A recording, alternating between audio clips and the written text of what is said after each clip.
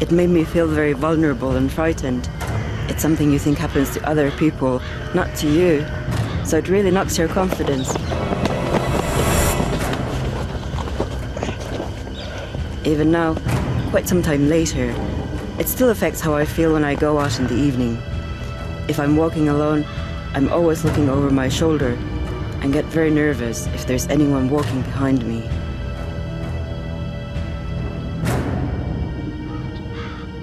The words of a victim of violent crime, spoken by someone else to preserve her anonymity.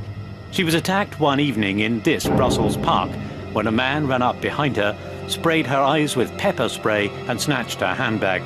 She's just one of the 75 million people who become victims of crime in the EU each year.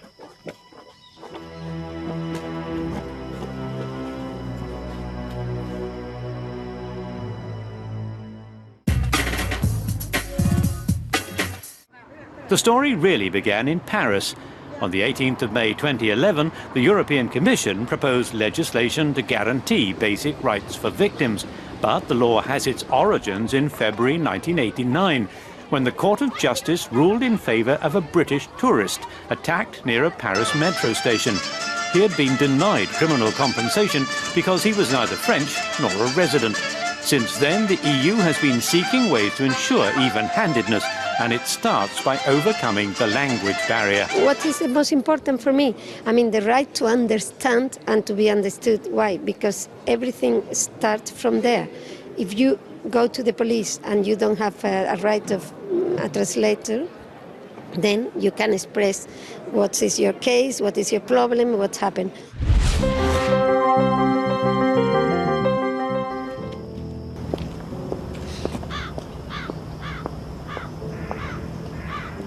Crime takes many forms, all of them frightening and disturbing. Muggings, robberies, sex assaults and rape, hate crime and even terrorism and people trafficking. If it happens in another member state, victims have found it hard to exercise their rights, but that is going to change.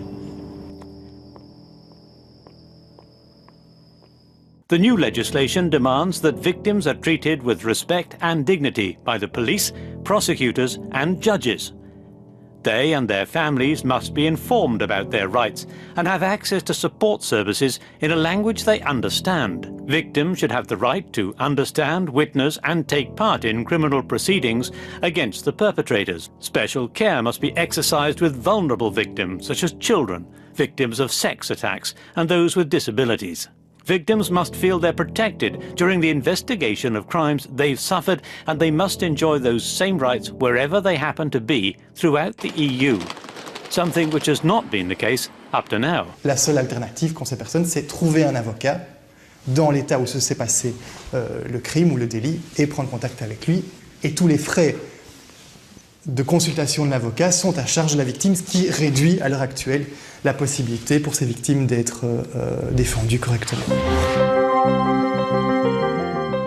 The legislation has also been welcomed by the gay, lesbian, bisexual and transgender community, often the victims of hate crime. For the first time in any international legislation, hate crimes involving sexual orientation are made illegal. Most hate crimes, most violent crimes committed against LGBTI people go underreported and hence are left in impunity. And the main reason is because of lack of trust in law enforcement, in justice system. And so a legislation like that is already sending a very positive signal. For MEPs, this new legislation closes existing gaps in victim protection, even allowing victims to appeal against a decision not to prosecute the criminal. And it gives better protection to vulnerable people such as children or victims of gender-based violence. And also people with, which are homosexuals or LGBTIQ people, etc. So we try to be innovative, and we try to, as a parliament, to impose kind of a very new approach. It is the individual assessment of the needs of the victims. Despite widespread support among MEPs, member state governments proved reluctant to guarantee equal treatment for victims who are foreign nationals. They tried to delay implementation too, but in the end conceded, agreeing to the Parliament's limit of 3 years. The legislation received overwhelming support at the European Parliament in Strasbourg on the 12th of September 2012. There will always be crime, but if you are one of the unfortunate victims, in future you can at least be sure your rights will be upheld wherever you are in the EU.